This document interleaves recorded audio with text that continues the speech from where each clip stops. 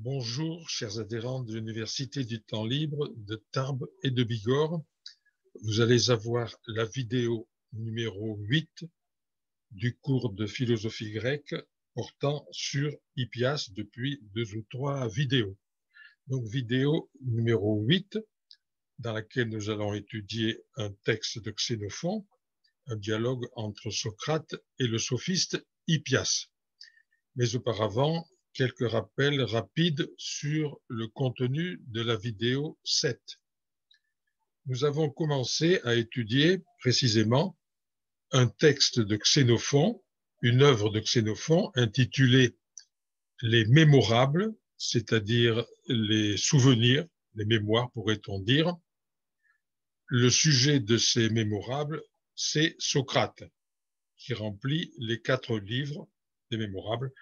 Et Xénophon nous le montre en conversation avec divers personnages. Donc, nous avons entrepris l'étude du début du livre 4 de ces Mémorables, et le but qu'annonce Xénophon dès le début des Mémorables, c'est de montrer que Socrate, donc, qui bien sûr a été condamné à mort et exécuté quelques années avant l'écriture de ce livre, que Socrate fut un homme juste, juste en parole et juste surtout en acte toute sa vie.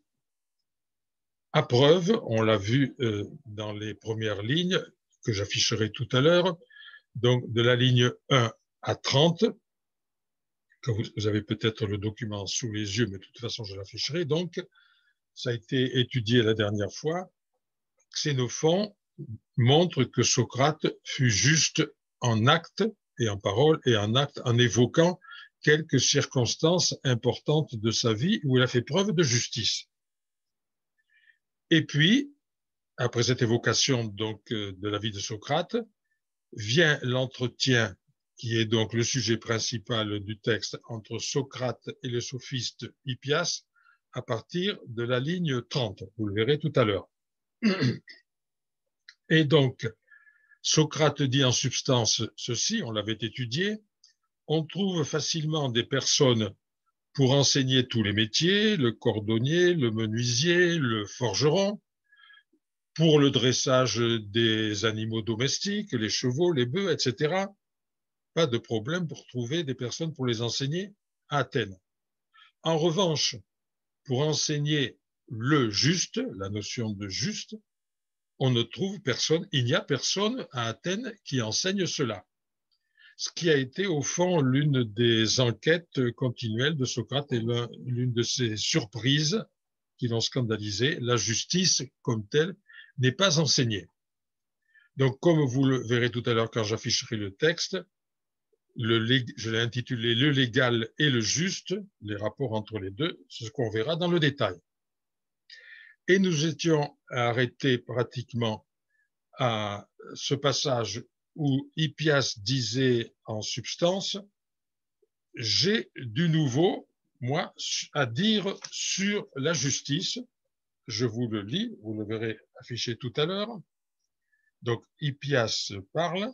« Sur le juste, toutefois, je suis persuadé que je puis maintenant dire des choses que ni toi ni personne d'autre ne pourrait contredire. » Donc, du nouveau, bien sûr, est irréfutable.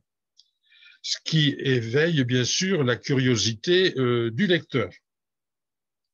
Donc, il nous annonce cela, très intéressant, mais auparavant, notre Hippias veut savoir ce que Socrate pense du juste. Toujours, quand je dis le juste, c'est la notion de justice. Et c'est ce que nous avons dans le paragraphe 9 que nous avions vu. Je vous ne relis pas, mais ça revenait à cela. Dis-moi donc ce que tu entends par le juste, si je peux vous le relire quand même, il est bref. Mais par Zeus, tu ne m'entendras pas, dit Hippias à Socrate, avant que tu ne m'aies toi-même révélé ce que tu considères être le juste. Après, il lui dit, c'en est assez, bon, arrête tes moqueries, tes railleries, tes questions innocentes, je veux savoir ce que tu entends par le juste. Bon, nous avions vu jusque-là. Quelques mots donc d'introduction maintenant à ce que nous allons voir. Donc, puisque Hippias vient de demander à Socrate, dis-moi donc, toi, ce que tu entends par juste, eh bien, c'est ce que Socrate va faire tout au long du dialogue que nous allons voir. Et bien sûr, nous nous posons la question, oui, mais en face, quelle est la position d'Hippias? Je n'y réponds pas pour le moment. Quelques remarques pratiques pour que vous arriviez à suivre le texte facilement. Voilà, je vous l'ai affiché. Donc, vous voyez, Xénophon, mémorable, livre 4, à partir du paragraphe 4. Donc, mes remarques pratiques, j'ai linéé de 5 en 5 comme je le fais d'habitude, donc c'est plus pratique quand je vous renvoie une ligne. En outre, vous voyez, quand je déroule, donc ça commence au paragraphe 4 que vous avez en chiffres romains, puis après, en chiffres plus petits, ce sont les... Non, de nouveau, oui, 4, pardon. Chiffre romain, c'est le livre, je m'excuse. Et 1, c'est le paragraphe. Un peu plus bas, vous voyez 2, bon, etc., etc. Et à partir de là, j'ai jugé utile de mettre dans la marge nettement le paragraphe, vous voyez, 6, et si je continue, la deuxième colonne, 8, 9, etc. Donc, ça vous permettra de vous y retrouver plus facilement. En outre, vous voyez qu'à partir de cette deuxième colonne, j'ai mis des lettres S, c'est Socrate, et H, vous le voyez ici, c'est Hippias. Parce que, vous voyez, si je déroule, c'est un dialogue souvent par phrase brève entre Socrate et Hippias. Mais on sait, des fois, on hésite, on ne sait pas, répondit-il, vous voyez, au hasard, je dis, mais beaucoup plus par juste répondit-il, etc. Alors, on oublie qui est celui qui répond. Donc, pour que vous y retrouviez, j'ai mis mes H pour Hippias et S pour Socrate. Et dernière observation, donc je lirai ce texte morceau par morceau, en gros paragraphe par paragraphe, bien sûr, et je le commenterai aussi paragraphe par paragraphe en prenant les phrases essentielles. Je vous rappelle que l'intérêt de tout ce texte, c'est, comme je l'ai intitulé, le légal et le juste, c'est-à-dire les rapports entre la loi et la justice ou entre le légal et le juste. Je reprends donc au paragraphe 8 que je vous affiche, et puisqu'on va le voir en détail, je vous l'agrandis au maximum. Je pense que ça sera plus facilement lisible. Donc, en haut, vous voyez, paragraphe 8, je vous le lis en entier. Donc, c'est Socrate qui parle. Parera, répondit-il, c'est un bien considérable que tu prétends avoir découvert. Juste avant, il nous disait, Hippias, je vais vous dire du nouveau là-dessus. Puisque les juges cesseront de diviser leur voix en deux, les citoyens de se contredire, de s'intenter des procès et d'être en conflit pour des questions de justice, et que les cités cesseront d'avoir des différends pour des questions de justice et de se faire la guerre. Aussi, je ne vois pas comment je pourrais te quitter avant de t'avoir entendu exposer la découverte d'un si grand bien. Vous retrouvez l'ironie de Socrate envers le sophiste, bien sûr. Voilà, puisque tu as trouvé la vraie définition du juste, il n'y aura plus aucun problème de tribunaux et d'attaque entre les Athéniens. Donc tout ce passage est manifestement ironique. Il est ironique à la façon du Socrate de Platon. Autrement dit, ce n'est pas tellement le goût de Xénophon de faire passer l'ironie dans les discours de Socrate, alors que c'est continuel chez Platon. Et donc, Hippias a bien senti cette ironie, puisqu'il réagit dans le paragraphe suivant, le paragraphe 9 que je vous lis maintenant. Mais par Zeus, répondit-il, tu ne m'entendras pas avant que tu ne m'aies toi-même révélé ce que tu considères être le juste. C'en est assez, en effet, de se moquer des autres en interrogeant et en réfutant tout le monde, alors que toi, tu ne consens avec personne à soutenir une position, ni à révéler ta pensée sur rien. Nous arrivons au 10, eh bien, Hippias, etc. Vous voyez, donc, il a senti l'ironie et il y répond avec un petit peu de quelque chose de cinglant. Autrement dit, il met notre Socrate en demeure d'exposer sa pensée sur le juste. Sors un petit peu de ton rôle de questionneur perpétuel et ose t'avancer et dire ta pensée sur le juste. Et donc, Socrate va la livrer, sa pensée, encore que, ce que nous allons voir justement dans la suite, il va dire, en substance, ma pensée, eh bien, ce sont mes discours. Je reprends en 10, Socrate, vous voyez. Eh bien, Hippias, répondit-il, ne t'es-tu pas aperçu que je n'ai de cesse de montrer ce qui me paraît juste? Hippias, et en quoi consiste ton discours? Socrate, ce n'est pas par un discours que je le montre, mais par des actes. N'es-tu pas d'avis que l'acte est plus convaincant que la parole? Beaucoup plus, par Zeus, répondit donc Hippias, car il y en a beaucoup qui commettent des injustices bien qu'ils disent des choses justes, mais on ne saurait être injuste lorsqu'on agit avec justice.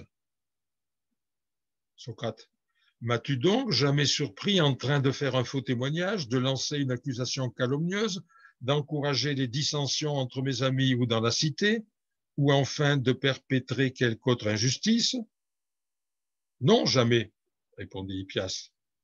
Socrate, mais s'abstenir des actions injustes. Ne crois-tu pas que c'est juste?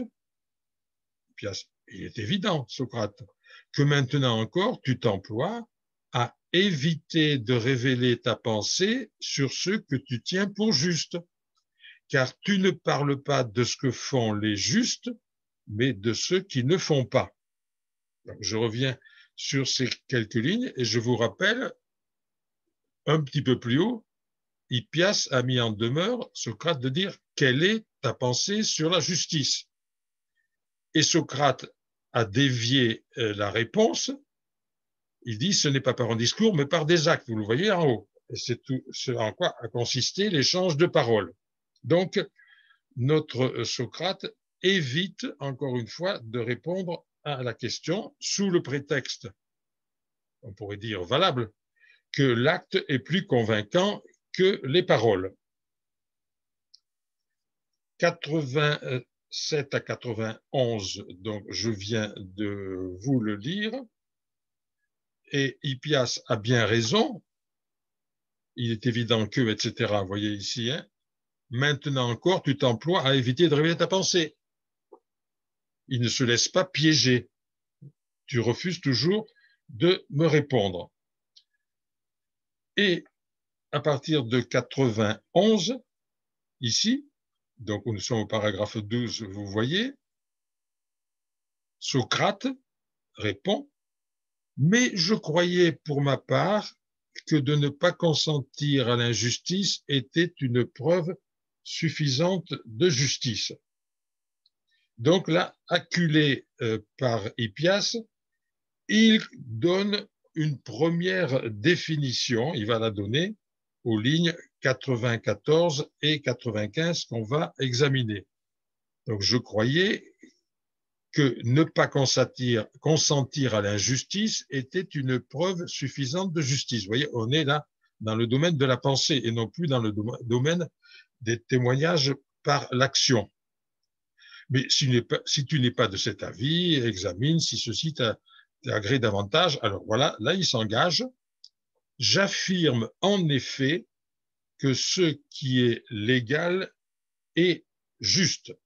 Voilà la phrase capitale et nous arrivons donc enfin au cœur du sujet. Nous étions d'ailleurs arrêtés là, mais je l'ai repris volontairement la dernière fois. Ce qui est, voilà, j'affirme que ce qui est légal est juste. Et à partir de là,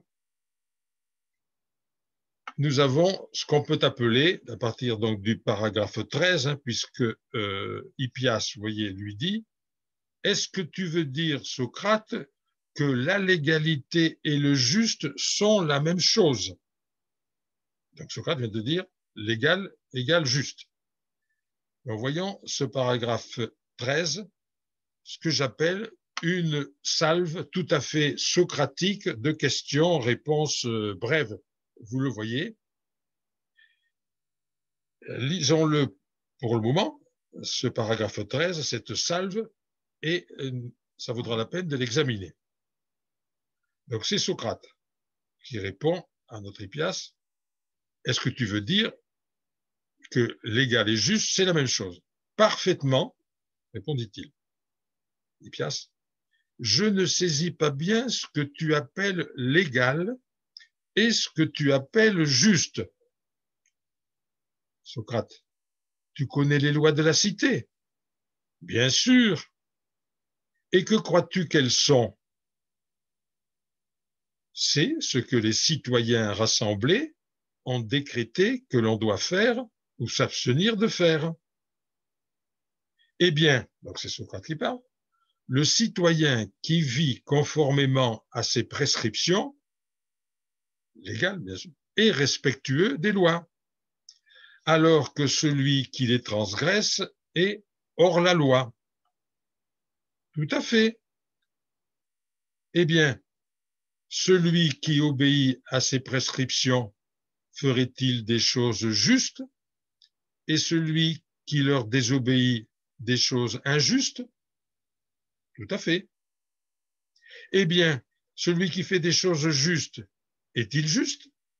Et celui qui commet des actions injustes, injuste? Comment ne serait-ce pas le cas?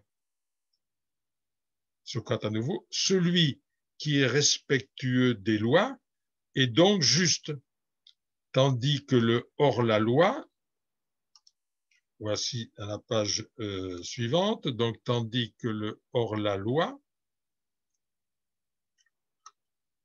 est injuste. Et nous arrivons au paragraphe 14. Donc, je reviens à la page précédente pour examiner en détail cette fameuse salve de questions, vous voyez, dans le paragraphe 13. J'ai souligné les passages importants que je veux commenter, vous voyez, à la ligne 102 ici. C'est Socrate qui parle, bien sûr. Le citoyen qui vit conformément à ses prescriptions légales est respectueux des lois. Rien à redire à cela. Sauf que si on l'examine bien, c'est ce qu'on appelle une tautologie. C'est-à-dire, il y a dans le membre B la même chose que dans le membre A. Celui qui vit conformément aux prescriptions légales, j'ajoute légales, mais il s'agit bien de prescriptions légales, on l'a vu, membre A, et respectueux des lois, membre B. La preuve, je peux inverser. Celui qui est respectueux des lois, c'est celui qui vit conformément aux prescriptions légales. Vous voyez, puisqu'à partir du moment où on peut renverser l'ordre parfaitement, on a ce qu'on appelle une tautologie. Et cette tautologie est reprise aussitôt après, je vous l'indique là, alors que celui qui les transgresse, les prescriptions légales, est hors la loi. Celui qui transgresse membre A, hors la loi, membre B. Je peux dire membre B. Celui qui est hors la loi, c'est celui qui transgresse les lois. Donc, la tautologie est répétée strictement ici. J'insiste là-dessus parce que on a bien vu que Hippias demandait à Socrate une définition. et vient de la donner. Et juste celui qui respecte les lois. Par une tautologie. On vient de le voir. Mais une tautologie, c'est évident, ne fait pas avancer les choses. C'est tout simplement une forme de répétition. Critique plus grave. Il y a là une pétition de principe, car ce que Hippias demande à Socrate de démontrer, c'est au fond l'équation l'égal égale juste, de la démontrer. Socrate n'a fait que mettre l'équation. Il a dit l'égal égale juste, juste égale l'égal. Donc, c'est ce qu'on appelle une pétition de principe, puisque au lieu de démontrer, il répète le principe qu'il faut démontrer. Et ce qui est bizarre, je vous le souligne, je vous l'indique ici, ligne 107, vous voyez, c'est que Hippias donne son accord, oui, tout à fait. Voilà qui est très surprenant. Et donc, échappons-nous un moment de ce texte, sans aucun doute, le véritable Hippias n'aurait pas accordé aussi facilement à son adversaire cette chose, puisque Hippias a bien vu la tautologie, la pétition de principe, et donc, vous voyez, nous sommes ici très étonnés qu'il cède. Eh bien, la réponse à notre étonnement, elle est très simple, c'est que nous avons ici le Hippias de Socrate, comme nous avons chez Platon le Hippias de Platon, et ni l'un ni l'autre ne correspondent exactement au véritable Hippias. Ligne 109, donc je vous le relis, celui qui est respectueux des lois est donc juste, on retrouve la conclusion nécessaire, mais qui n'a rien fait, irréfutable du point de vue logique, mais qui n'a pas fait du tout avancer le dialogue, c'est-à-dire l'examen justice et légalité. Et donc, notre Hippias, on va le voir à la page suivante, va faire une objection qui va être très intéressante. Voilà, au paragraphe 14, je pense que vous le voyez bien.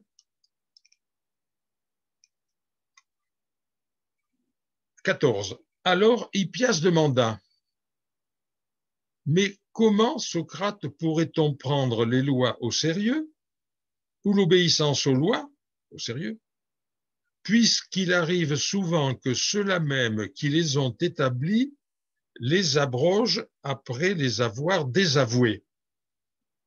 Voilà une objection très intéressante qui consiste donc à dire, Socrate, tu identifies la justice et la loi, tu identifies les lois, donc forcément, et la justice.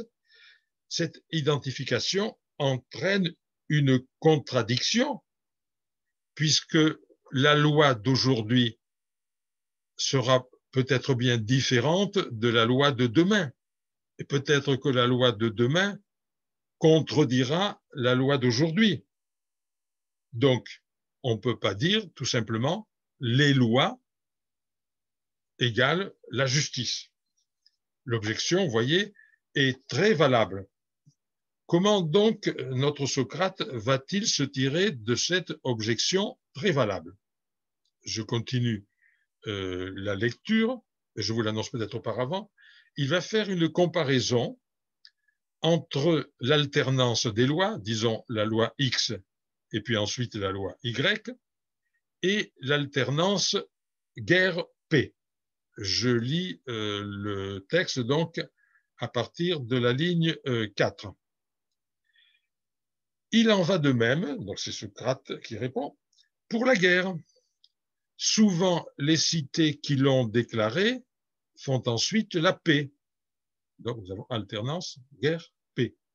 Tout à fait.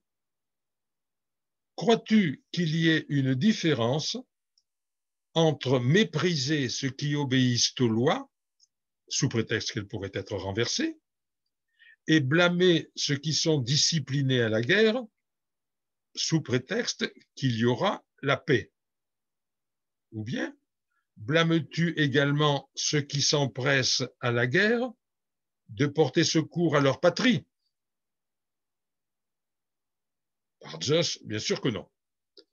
Voilà, revenons donc sur cette fameuse, la comparaison des deux alternances que vient de faire Socrate. Donc, il dit bien, il y a alternance entre la loi X et la loi Y. D'accord. Il y a aussi alternance entre guerre et paix. Il examine l'alternance guerre-paix. On peut dire l'alternance guerre-paix, c'est alternance entre le mal, la guerre, et le bien, la paix. Et du coup, il insinue qu'il va y avoir la même égalité, que la loi, même type de rapport plus exactement, que la loi X sera bonne et que la loi Y sera bonne aussi. Et non, on ne peut pas le dire. Autant il est indubitable que guerre égale mal et paix égale bien, autant on ne peut pas dire que loi X égale mal et loi Y égale bien. Voilà, donc, vous voyez comment il s'en tire par une sorte de sophisme. On n'a pas donc le droit, c'est évident, de mettre les deux alternances sur le même plan. Je reviens maintenant sur la ligne 11, que je vous souligne ici. Ou bien, c'est toujours notre Socrate, blâmes-tu également ceux qui s'empressent à la guerre de porter secours à leur patrie? C'est quand même extraordinaire de faire dire à Socrate des choses pareilles. Parce qu'il pratique ici, vous voyez, une confusion en mélangeant les questions. Et Hippias aurait pu faire une objection facilement. Nous sommes étonnés encore une fois qu'il ne la fasse pas. Je relis. Socrate dit, blâmes-tu donc? Impossible de blâmer ceux qui s'empressent à la guerre de porter secours à leur patrie. Autrement dit, il envisage ici la guerre par le secours qu'on peut porter à sa patrie simplement sous l'angle du bon. Et donc, Hippias aurait pu faire très facilement l'objection, voyez, à cette nouvelle pétition de principe. Socrate dit en substance, faire la guerre égale secourir sa patrie. Et nous sommes étonnés qu'il ne la fait pas. Je continue avec le paragraphe 15. Donc c'est Socrate qui parle. As-tu remarqué que le lacédémonien Lycurgue n'aurait pas fait de Sparte une cité supérieure aux autres s'il ne lui avait pas inspiré une parfaite obéissance aux lois? Ne sais-tu pas que parmi ceux qui exercent le pouvoir dans les cités, les meilleurs sont ceux qui réussissent le mieux à rendre leurs concitoyens obéissants aux lois, et que la cité dans laquelle les citoyens sont les plus obéissants aux lois coule des jours heureux en période de paix et est invincible en temps de guerre? Je parlais tout à l'heure de confusion. Eh bien, notre Socrate, ici, continue de mélanger les sujets. Vous avez le texte sous les yeux, donc de notre paragraphe 15. En effet, nous avons dans ces quelques lignes trois idées différentes. Première idée, Sparte est supérieure aux autres cités grâce à l'obéissance aux lois. As-tu remarqué que la lacédémonien Lycurgue, etc. Bon, Lycurgue, c'est celui à qui on attribue la constitution de Sparte. Donc, nous avons là cette première idée. Sparte supérieure aux autres cités grâce à l'obéissance aux lois. Ensuite, nous avons une deuxième idée. À partir de là, ne sais-tu pas que parmi ceux, etc. Les hommes politiques les meilleurs sont ceux qui rendent leurs concitoyens obéissants aux lois. C'est une idée différente. Et enfin, une troisième idée, à partir de 19, ici, et que la cité, l'obéissance aux lois procure le bonheur en temps de paix et la richesse et la victoire. Pardon, je reprends. L'obéissance aux lois procure le bonheur en temps de paix et la victoire en temps de guerre. Vous voyez, donc il y a trois idées différentes qui sont mélangées ici. La seule chose qu'elles ont de commun, c'est qu'elles constituent une apologie de l'obéissance aux lois. Et je voudrais faire remarquer, vous avez vu Lycurgue, Sparte. Sparte ensuite n'est plus nommée, mais il ne s'agit que d'elle en réalité. Derrière ce beau discours de l'apologie de l'obéissance aux lois, il y a l'admiration de Xénophon pour Sparte, bon, qui est bien connu, j'en avais parlé en évoquant sa vie dans une précédente vidéo. Donc, admiration de Xénophon pour Sparte, pour ses institutions, ce qu'on appelle l'aconophilie, puisque Sparte, laconien, voilà. Et il faut très bien comprendre que un Xénophon, donc, l'a montré par sa vie, je n'y reviens pas, qu'il était laconophile, qu'il admirait Sparte, qu'il préférait Sparte à sa patrie Athènes, au point même de trahir sa patrie. Et j'en profite aussi pour dire, c'est bien connu, que Platon également préfère de beaucoup les institutions spartiates à la démocratie athénienne, parce que la constitution aristocratique de Sparte, pour Platon comme pour Xénophon, engendre l'obéissance aux lois, une obéissance beaucoup plus forte que dans la démocratique Athènes. Voilà, je m'arrête là pour aujourd'hui. Donc, la prochaine fois, nous reprendrons à ce paragraphe 16 pour arriver à un sujet important. Vous voyez, étant d'avis que la fameuse concorde. Donc, je traiterai de cela la prochaine fois. Je vous remercie de votre attention.